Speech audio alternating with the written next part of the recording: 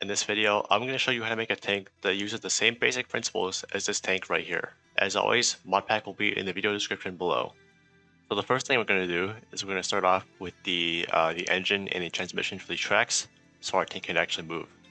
I'm going to take my fuel tank. I'm using a creative fuel tank, but you can do this with a normal fluid tank if you want to. A pump, fluid pipe, and then a modular diesel engine, and then a cog. And what this is going to do is that when the engine starts turning, it's going to spin this cog, which spins this pump, and it's going to pump fuel into the engine. So this will be self-sustaining. I'm also going to fill up the tank with some fuel. I'm using gasoline. You can also use diesel, biodiesel, whatever you like. And there are instances where you want to use a normal diesel engine and have it be on top like this. But for the most part, having a modular diesel engine on the bottom is going to be simpler and more compact. Now for the track transmission, we're going to start off with a brass gearbox right here. This will let us configure the direction that everything spins on each side. So we're going to flip this side that goes to the engine, and then flip this right side or the left side, depending on how you look at it. And then we're going to place an inverted clutch right there, and then a gear shift and another gear shift. This will allow us to stop the tracks when we don't want them to spin, and then independently control the direction of both tracks. While we're at it, we can also place the links for these to control them. So we'll have a link here, a link here, and a link on the bottom of the clutch. If you don't want to have links on the bottom of your tank, which can be a problem because people can get to them and mess with them in a combat scenario, you can just move everything forward a block and then have it here instead. I don't really care for this tutorial, so I'm just going to leave it as is. Now I want to actually place our tracks. A good rule of thumb is for our length to be twice as long as our width. So with the tracks, this tank is going to be 5 blocks wide, as you can see. So I'm going to do 1, 2, 3, 4, 5, 6, 7, 8, 9, 10 long in tracks. And that will be pretty typical of a tank. Now your tracks will look like this. It's normal, don't be worried. There's no belt on it, on the actual tracks themselves.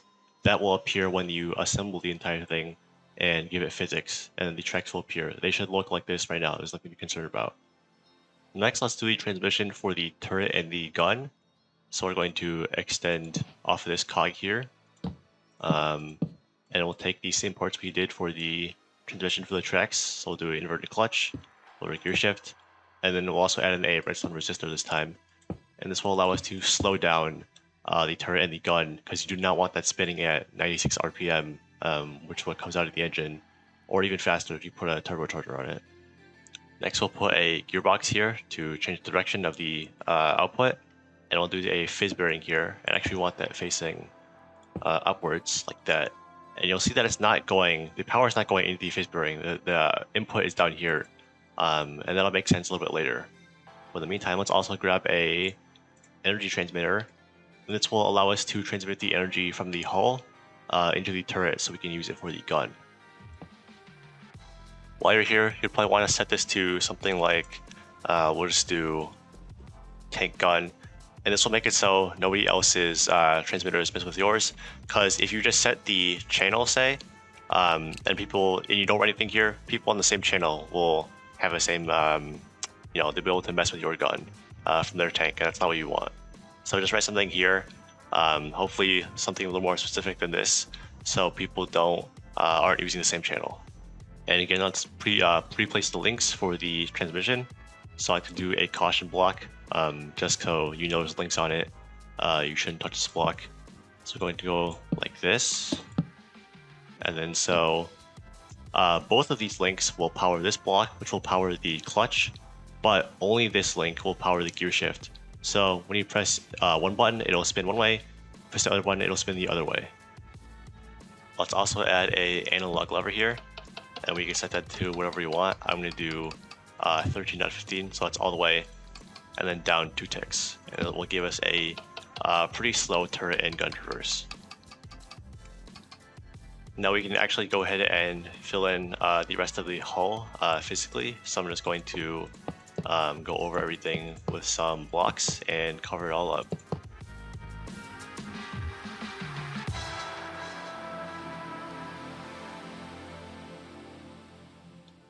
Now, before you fully cover everything up, I want to do the links, set the link frequencies, that is.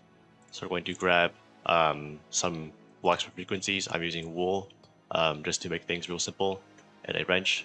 So first of all, we have this top link. We're going to do orange wool. This link here, we're going to do yellow wool, and make sure you remember to wrench it or just shift right click it to set it to receiver mode. You'll see it has that little dish to receive frequencies. Before this other one here, we'll do lime wool, and then on the bottom, we'll do red wool. And then for the turret and gun, I'm going to be using colored concrete. So let's set all of these. And then I'm going to do green and yellow for the turret. It doesn't matter what goes where really. And then red and orange for the gun. And then we can finish covering up the rest of the tank. Now let's actually go ahead and do the turret, and then we'll put it all together a little later. So I'm just going to build up again a little bit. Let's start with a seat, and then a block in front, block over, and then we'll have a compact cannon mount here. And this will allow us to make the turret pretty flat and not as tall as say the last tutorial I made. Now you can have the mount on the left like this, or on the right here. It makes basically no difference. I'm just going to put it on the left. And let's actually build out our cannon now. So we'll do a quickfire breech, a one chamber, and then a couple of barrels. That should be good. And we also add a lever, and make sure that when you flick it, you hear that sound and you see that it assembles. For now though, let's leave that unassembled. And then on the other side, we'll do a block. And on the bottom of the block, we'll do a link here. So I'm doing purple wool, and this will be your button to actually fire the cannon.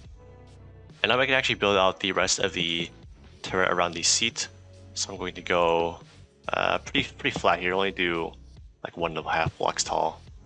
I'm just going to go around, make some slabs on the sides here. That doesn't look too awful. It's pretty bad. But while we're here, let's add a trapdoor. So I'll do a cast iron trapdoor, and I'll just do it right over the seat, so you can actually get into the turret.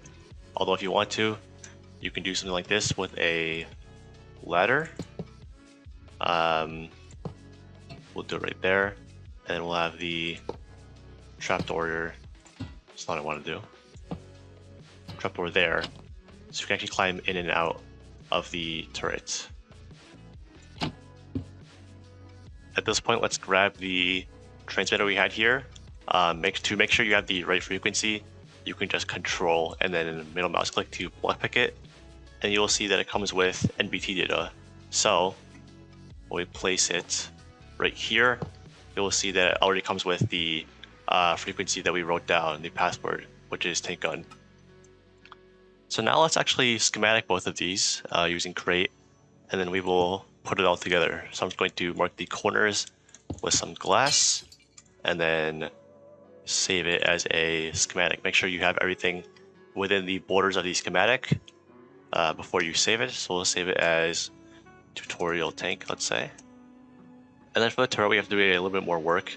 So we'll do the corners in glass. And then let's count from the end of the barrel to the center, which is our seat. So starting from here, block next to the seat, we'll do 1, 2, 3, 4, 5, 6, 7, 8, 9, 10, 11 blocks, I believe that is. And then from the back, we will also count 1, 2, 3, 4, 5, 6, 7, 8, 9, 10, 11. And what this will do is make sure that the center of the schematic is in the center of the turret, which is the seat, and that will be important in just a second. So now let's load up our schematics. So place a schematic table, take our empty schematic, we will load up tutorial tank. Now let's place a block here. We'll take the ship creator from Valkyrian Skies, or what you can do is take a different block and assemble it using the helm, the ship helm from Eureka. But in either case, all we're trying to do here is make a ship. So we'll put that in the air, and we're going to place the schematic we took directly onto that. And that saves us from having to actually assemble it, which can break redstone, it can mess with the links and stuff like that. So this avoids all of that. We're just placing it directly onto the ship. So see when we place it, it is already a ship. Now let's grab our turret schematic and get rid of this. I'm going to place a step or any block, doesn't really matter, on the face bearing. I'm going to assemble it, just the step or whatever block. We'll take our wrench and we'll click the very side of the physics bearing to spin it. It might take you multiple times to do it, but the point is to spin it so that this way, the end is pointing this way, and the input is actually going into the gearbox now. So our transmission can actually control it. Now we'll take our turret schematic. We'll place that right on the side of the step here, and then that's perfect. But if yours might go like this, all you need to do is scroll over to move Y and put it down to where it needs to be. And then we can also break this glass. So you'll see that the hull is one ship, and the turret is actually another ship, which we have pasted directly onto that little step on the physics bearing. So now let's actually lift up the entire thing, and we'll go down here and let's start the engine. So I'm just going to place a cogwheel and a creative motor just to get the pump moving, and hopefully it will start to spin faster. That's how you know the engine has started. Now, sometimes you will actually do this, and the creative motor may be spinning the wrong way. So when you do it, the engine actually brakes. And in this case, all you need to do is when you place the engine, just quickly set it to spin the opposite direction. So we'll place it and spin it the opposite way, and it'll start right up. But most of the time, if you follow the tutorial correctly, it will just be spinning the right way by itself. Now I've also got my controllers here with the frequencies that we set up earlier. So for the driving, I just have red, orange, yellow, wool, just in that order. That makes it really easy to remember the order. And for the gun, we have red, orange, yellow, green in concrete, and then the firing bind, which is purple wool here. So now, when we drop this onto the ground, we can use our driving controller and test it out. So you see that it works. It drives forward, backwards, left, and right. And you'll notice that the tracks are very wobbly right now. So what we can do about that is take the track toolkit. We will right click once to go from a red box to this little gauge thing. We will right click to change the stiffness. So we'll increase that all the way to 4 times. And then you can also shift click to reduce it. But we'll leave that at 4 times stiffness.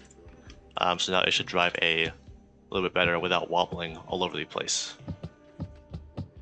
We can also try the turret controller. So we'll do left, right, but up and down do not work. That's because our gun isn't actually assembled yet. So if we go in here, set down the seat, and flick this lever, then the gun is now assembled. And while we're in here, we need to take a shaft and place it right here. You can't see it, we'll place it right here. So we'll connect the transmitter here with a shaft to the cannon mount, so it can actually turn up and down. Now, let's say your gun is going the wrong direction or your turret is going the wrong direction. So when you press up, it actually goes down. Mine's going the right way. But what you can do is just change the bind. So instead of red or orange, you can do orange and then red. And that will just reverse the direction. Or you can also change the links in here. So instead of red here, you just do orange. Instead of orange here, you do red. And that will also flip it for you. But back in the turret, let's set back down. We'll close the hatch. And we can also add a scope block here, right here onto the shaft. Those can be a little bit funny if you're the one loading it, because you can't really hit it. But if someone else is in here, then they can still load it. Another option is to just not have a ladder and then place it on the other side right here. And this will allow you to actually, aim the tank. But speaking of which, to load it, we're just going to open this. You can hear it open. And also if you have subtitles on, which I'll turn on here, you can see in the bottom right, it says trapdoor closes or opens. So you know it's open. You'll take your solid shot or armor piercing, or whatever shot you'd like. Right click, you can hit replace. Take your big cartridge, place, then make sure it closes. Then now we can go into the scope, go into the controller, and we can actually turn the turret and shoot something. So driving up to this village, we'll go in the scope here, and then we'll see we can turn the turret and look at things to shoot. We'll try to hit the iron golem maybe. Go like there maybe. You can see that the cannon will shoot. All you need to do is just load that up again, and then you will be ready to shoot again. So this is a pretty basic design. You can experiment with adding decorations. You can make it longer, wider, or taller. You can add an autoloader, change the layout of everything inside of it. And I would just say the best way to learn is to just experiment. There's really no harm in doing any of this. Even if you mess something up, you break it, you have schematics saved, you can just follow the tutorial again if you really need to. So yeah, really just go out there and just try things. Again, the mod pack will be in the Discord server in the video description. That's going to do it for this video. Thank you so much for watching, and I'll catch you in the next one.